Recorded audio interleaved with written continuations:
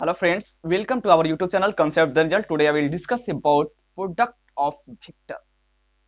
What are the types of product of vector and what are the method of product of vector?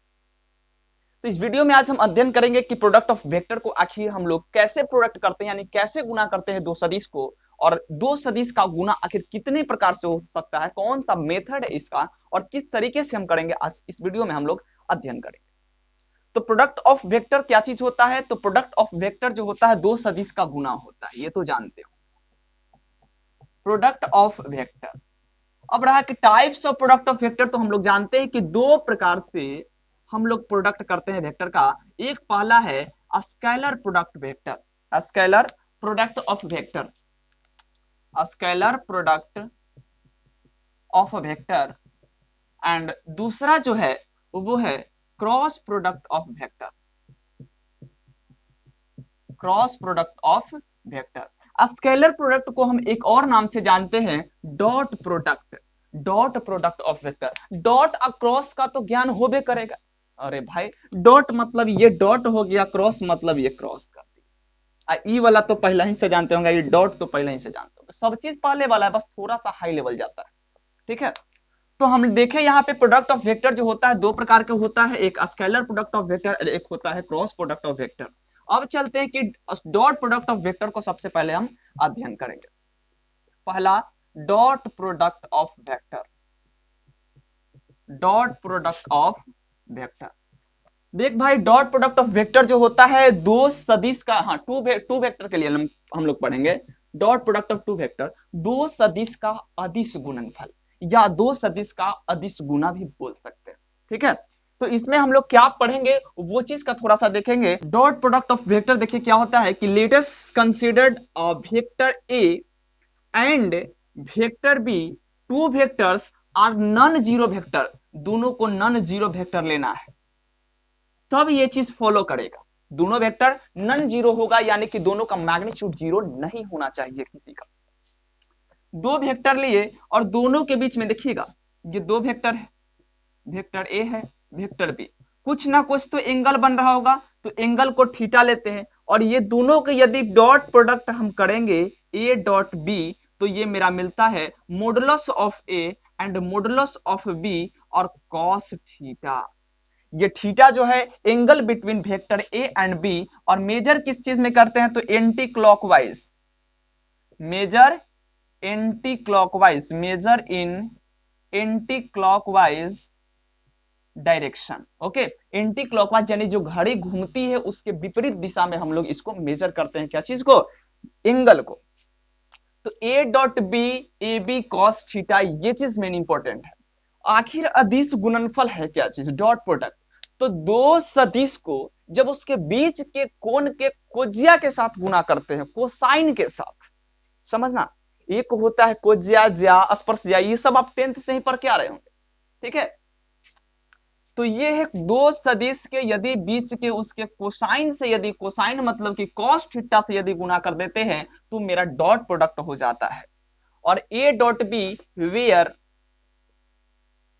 Theta is, क्या होगा?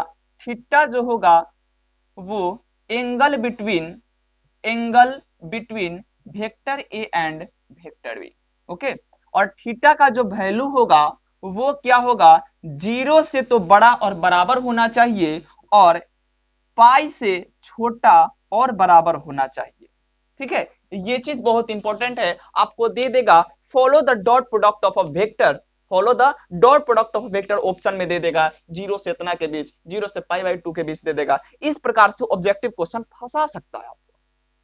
तो इतना तो clear होगा, dot product में ए dot B करते हैं, ए बी कॉस थीटा हो जाता है, और ये सब चीजें आपको क्लियर होगी। तो अब इसके आगे हम देखिए क्या चलेंगे। जब डॉट प्रोडक्ट ऑफ वेक्टर हम लोग पढ़ ही रहे हैं तो इसका कंडीशन थोड़ा सा देख लेते हैं कि जब दो वेक्टर के बीच का कोण यदि 0 डिग्री होगा, दो वेक्टर के बीच का एंगल यदि 90 डिग्री होगा, दो वेक्टर के बीच का एंगल यदि आपका 180 डिग्री हो, तब क्या होगा? फर्स्ट कंडीशन हम देखते हैं, if angle between vector A and vector B is equal to 0, यानी कि थीटा का जो मान होगा यदि 0 होगा तब ए डॉट पे बी पे क्या प्रभाव पड़ेगा। तो वेक्टर ए डॉट बी हम पढ़ चुके हैं, modulus of vector A and modulus of vector B and cos theta. तो कॉस थीटा का वैल्यू यदि 0 डिग्री ले लेंगे तो कॉस 0 का मान हम पढ़ चुके हैं कितना, 1 होता है। तो ये वेक्टर ए का modulus of vector A and modulus of vector B केवल बचेगा, यानी कि vector A dot vector B. देखो जब 0 डिग्री होगा तो यहां से आप जान सकते हो कि दोनों के बीच का एंगल ही नहीं बनेगा, एकदम एक ही पर दोनों रहेगा, वेक्टर दोनों एक के पर रहेगा, यानी कि दोनों एक ही में रहेगा। ठीक है, तो अब देखते हैं इसमें दूसरा जो कंडीशन होगा कि जब थीटा इज इक्वल टू π/2 होगा। हाँ, एक चीज और यहां पे हम देख लेते हैं, स्क्वायर ऑफ वेक्टर, बहुत इंपॉर्टेंट चीज है, स्क्वायर ऑफ वेक्टर। जब दो वेक्टर का स्क्वायर करते हैं यानी कि vector A dot vector A करेंगे तब वेक्टर ए का मॉडुलस का स्क्वायर हो जाएगा। और हम पढ़ाए थे कि जब वेक्टर का मॉडुलस लगा देते हैं तो उसका मैग्नीट्यूड निकल जाता है और वो स्केलर हो जाता है, यानी ए स्क्वायर हम लिख सकते हैं।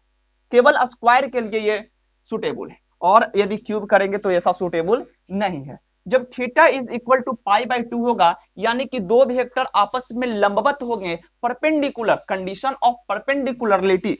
ठीक है, जब दो वेक्टर आपस में परपेंडिकुलर होंगे, वेक्टर ए है और वेक्टर बी है, आपस में परपेंडिकुलर है यानी कि दोनों वेक्टर के बीच का एंगल 90 डिग्री है, तब उस कंडीशन में क्या होगा, vector A dot vector B is equal to vector A का मॉडुलस एंड वेक्टर बी का मॉडुलस। और यहाँ पे देखेंगे कॉस थीटा है, कॉस थीटा, लेकिन कॉस π/2 इज इक्वल टू हम लोग पढ़ते आ चुके हैं 0 डिग्री होता है, यानी कि कॉस π/2 का मान कितना होगा, 0 होगा, और 0 इंटू कुछ हो 0 ही बना देता है, यानी कि vector A dot vector B is equal to 0 होगा। यहां से एक कॉन्सेप्ट क्या निकल करके आता है, आपको क्वेश्चन देगा कि दो वेक्टर दे दिया गया, बोलेगा कि if a vector a is 2y plus j plus k and vector b is 2j plus 3 2y plus 3j and plus k and prove that the two vectors are perpendicular to each other, यानी कि दोनों vector आपस में perpendicular हैं।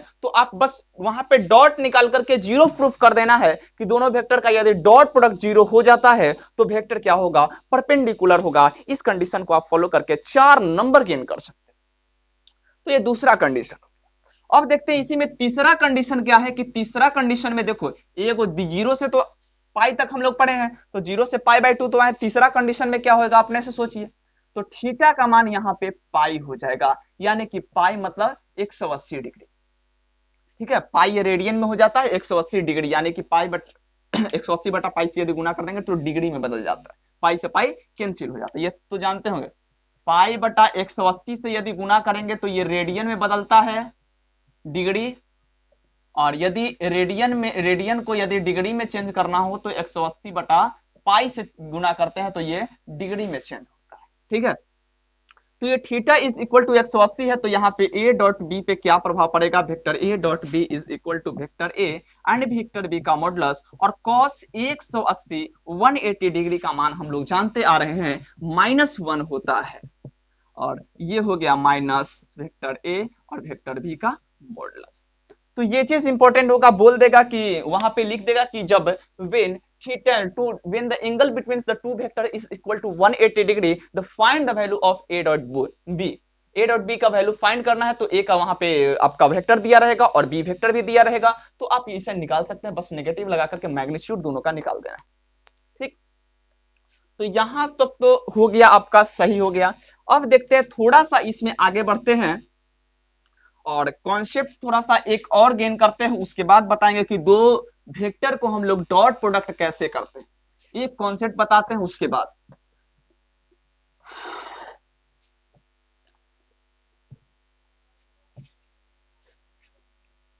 तो देखिए इस concept को हम लोग समझते हैं, यदि हाँ पहले से ही हम जानते आ चुके हैं आई जे के का कॉन्सेप्ट, वेक्टर आई है, वेक्टर यहाँ पे जे है और ये के है। यदि मान ले कि यह वेक्टर आई वेक्टर जे वेक्टर के जो है यूनिट वेक्टर है, कौन सा वेक्टर है, यूनिट वेक्टर,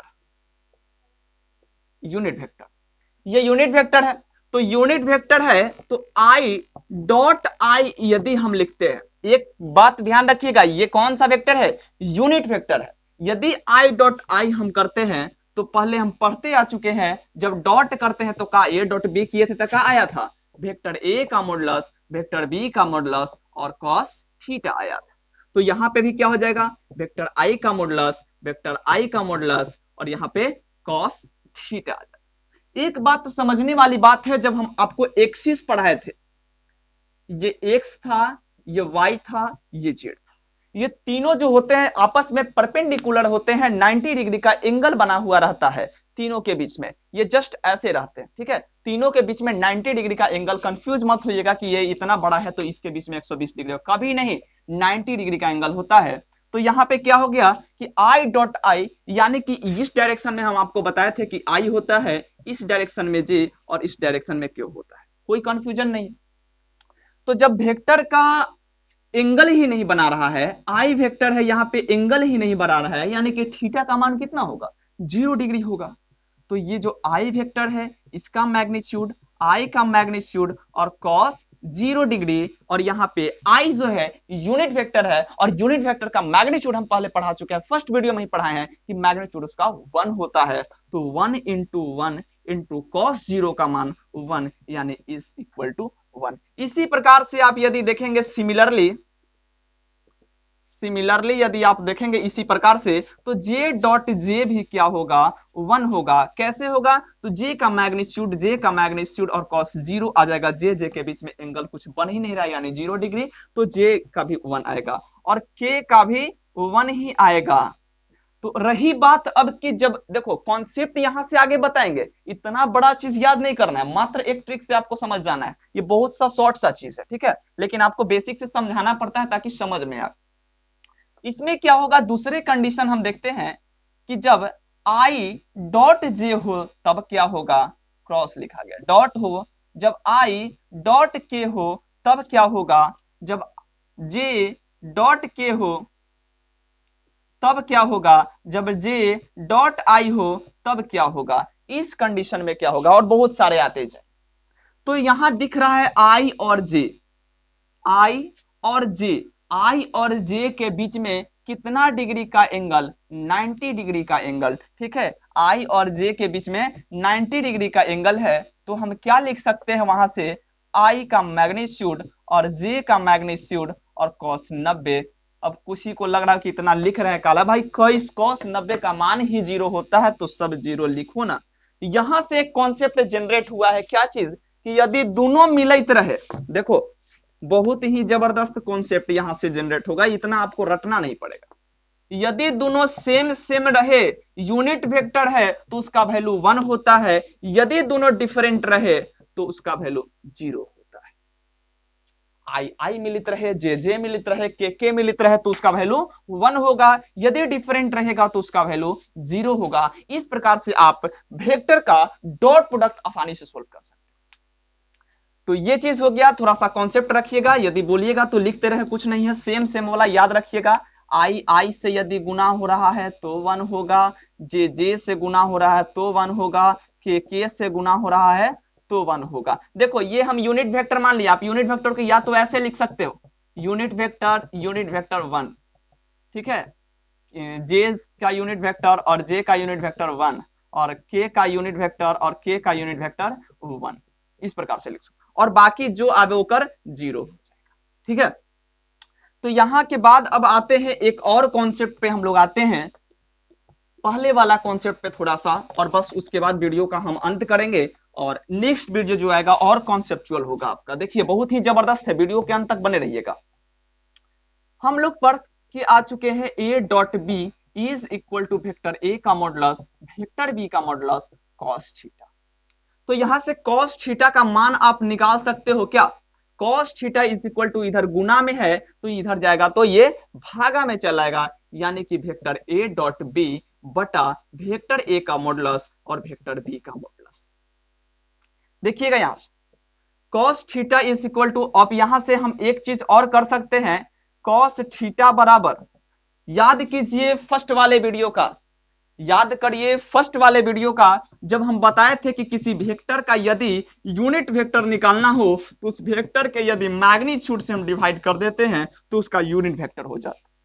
तो ये वेक्टर ए बटा वेक्टर ए, तो इसको हम यूनिट वेक्टर लिख सकते हैं। डॉट वेक्टर बी बटा वेक्टर बी का मैग्नीट्यूड, तो इसको यूनिट वेक्टर लिख सकते हैं। तो ये भी बहुत ही जबरदस्त ऑब्जेक्टिव क्वेश्चन आपका बनेगा, ठीक है, बहुत ही इंपॉर्टेंट ऑब्जेक्टिव क्वेश्चन आपका बनेगा।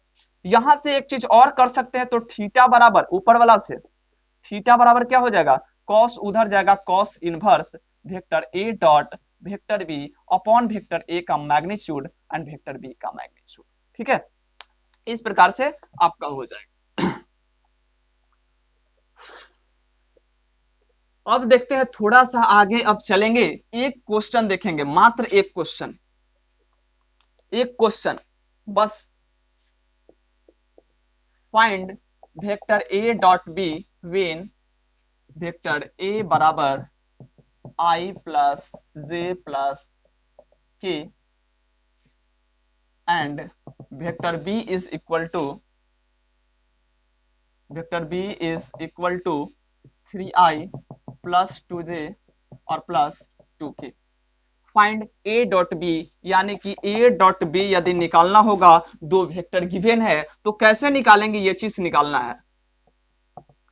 तो हम लोग जानते हैं क्या चीज, ए डॉट बी बराबर, तो ए डॉट बी वहां नहीं जाना है, डायरेक्ट दो को वेक्टर दिया आपको, दोनों को गुना करना है। तो ए का कितना है वैल्यू यहाँ पे लिखेंगे जो वेक्टर दिया गया है उसका, और डॉट कितना है 3i प्लस 2j और प्लस 2k। बहुत ही इजी है, इतना भारी दिख रहा होगा, बहुत इजी है। देखो आई वाला दोनों साथ गुना करेंगे लगातार में ही, इसको फिर इसको फिर इसको।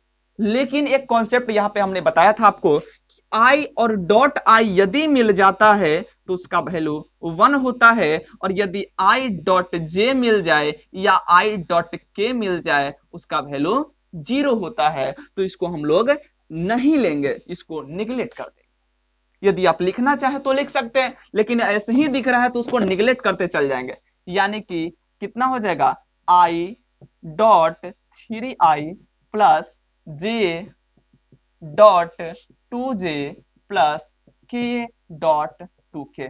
के और आई भी आता तो 0 होता, के जे होता तो 0 होता, के होता तो 1 आ गया, यहाँ पे लिख दिए। यानी कि केवल जो मिलेगा साथ में उसको लिखेंगे, और जो नहीं मिल रहा उसका वैल्यू तो 0 होगा, हम पहले से ही जान रहे हैं। तो ये हो जाएगा आई का वैल्यू 1 और इसका 3 हो जाएगा, जे का वैल्यू 1 इसका 2 हो जाएगा, के वैल्यू का 1 यानी 2, 3 2 5 2 7 आपका आ जाएगा आंसर। यानी कि vector A dot B is equal to 7। देखिए बहुत ही जबरदस्त यहां से क्वेश्चन। हम चलेंगे अगला जो कॉन्सेप्ट होगा कि जब वेक्टर केवल इतना ही दिया रहेगा, देखो जब हम लोग थीटा का मान कब पड़े, जब ए डॉट बी दिया रहे, मैग्नीट्यूड उसका मॉडुलस दिया रहे, तब वहां से थीटा निकालेंगे। और जो केवल अब यदि मॉडुलस नहीं दिया रहे, केवल वेक्टर दिया रहेगा, तब कैसे थीटा निकालेंगे, वो कॉन्सेप्ट अगला वीडियो में आपको बताएंगे। फिर आपको प्रोजेक्शन बताएंगे कि किसी वेक्टर का किसी वेक्टर पर प्रक्षेप ज्ञात करना, वो चीज बताएंगे, वो बहुत इंपॉर्टेंट चीज। तो अगला वीडियो का इंतजार कीजिए, बहुत जल्द ही यानी कि कल ही आपका वीडियो सेकंड वीडियो अपलोड होगा। इतना तब तक कवर कीजिए। थैंक यू मेरे दोस्त, और सब्सक्राइब शेयर लाइक जितना होगा करते रहिए, ठीक है, धन्यवाद।